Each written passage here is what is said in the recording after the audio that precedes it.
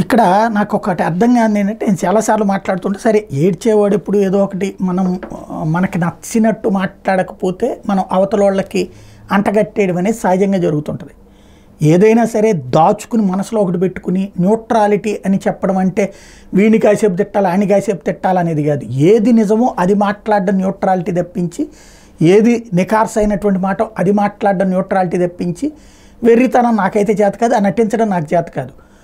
కాబట్టి ఇప్పుడు ABN, TV5, ETV ఇవన్నీ న్యూట్రల్ అని చెప్పేవాడు, సాక్షి న్యూట్రల్ అని చెప్పేవాడు నాకు వచ్చి నీతులు చెప్తే వాళ్ళ అమాయకత్వం, అది వాళ్ళకు వదిలేద్దాం. ఇది ఎందుకు చెప్తున్నానంటే నేను మీడియాలో జరుగుతున్న మోసం, మీడియా ద్వారా జరుగుతున్న మోసం గురించి నేను మాట్లాడుతూ ఉన్నా చాలా రోజుల నుంచి కూడా. ఇక్కడ తెలంగాణలో చూడండి, తెలంగాణ ఎన్నికలకు రేవంత్ ముఖ్యమంత్రి, కేసీఆర్ ప్రతిపక్ష నాయకుడు, అట్లాగే అక్కడ భారతీయ జనతా పార్టీ ముగ్గురు టీవీ9 లైవ్కి వచ్చారు. అంటే ఇంటర్వ్యూలు ముగ్గురు, అంటే అది సమతూకం.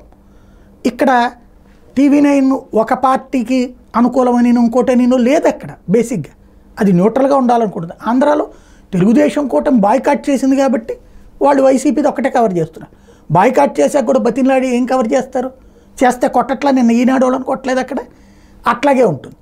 ఇక్కడ ప్రాబ్లం ఏంటంటే బాయ్కాట్లు చేయటం ఇక్కడ ఉంది. చూడండి, ఏబిఎన్లో లేకపోతే ఈటీవీకి చంద్రబాబు గారు ఇంటర్వ్యూ ఇస్తారు, సాక్షికి ఇవ్వలేదు జగన్, టీవీ9కి మాత్రమే ఇచ్చాడు, సాక్షికి కూడా ఇవ్వలేదు అతను. ఓవరాల్గా ఇక్కడ ఎవరో ఏదో ఒక వైపు తప్పించి ముగ్గురు ఇద్దరు ఇంటర్వ్యూలు, లేదా ఇప్పుడు పవన్ కళ్యాణ్ ఇంటర్వ్యూ కూడా ఏబిఎన్కి ఈటీవీకే ఇస్తారు, ఇటు టీవీ9కి కానీ వీళ్ళకి ఇవ్వరు. అంటే ఇక్కడ వీళ్ళు ఆంధ్రాకి తెలంగాణకి తేడా ఏంటంటే వాళ్ళు సంస్కారం ఇంకా పాటిస్తున్నారు. అక్కడ టీవీ9 రామేశ్వరరావు కాబట్టి, రామేశ్వరరావు బీజేపీతో క్లోజ్గా ఉన్నారు కాబట్టి అని చెప్పేసి ఇక్కడ ఈయన కాంగ్రెస్ పార్టీకి సంబంధించినటువంటి రేవంత్ రెడ్డి తిరస్కరించట్లేదు, లేదా కేసీఆర్ వచ్చి కూర్చున్నాడు కాబట్టి అని రేవంత్ రెడ్డి బాయ్కాట్ చేయట్లేదు. అక్కడ ఇంకా సంస్కారం పాటిస్తున్నారు. ఆంధ్రాలో రాజకీయ నాయకులు సంస్కారపు గేట్లు మూసేశారు. పైగా ఎవరన్నా న్యూట్రల్గా మాట్లాడుతుంటే వాళ్ళ మీద బుర్ర చల్లడానికి తమ దాన్ని ఏమంటారు సైంధవులని వదిలిపెడుతున్నటువంటి పరిస్థితి. దిగజార్చేశారు ఆంధ్రప్రదేశ్ని.